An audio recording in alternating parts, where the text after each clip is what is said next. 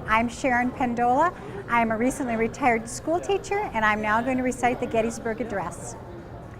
77 years ago, our fathers brought forth on this continent a new nation, conceived in liberty and dedicated to the proposition that all men are created equal.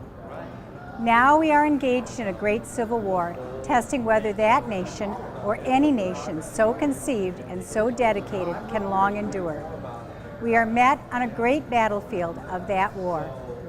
We have come to dedicate a portion of that field as a final resting place for those who have gave their lives that that nation might live.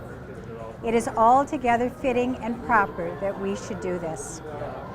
But in a larger sense, we cannot dedicate, we cannot consecrate, and we cannot allow this ground.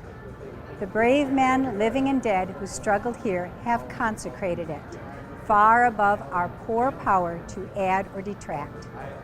The world will little note nor long remember what we say here, but it can never forget what they did here. It is for us, the living, rather, to be dedicated here to the unfinished work which they who fought here have thus far so nobly advanced. It is rather for us to be here dedicated to the great task remaining before us, that from these honored dead we take increased devotion to that cause for which they gave the last full measure of devotion.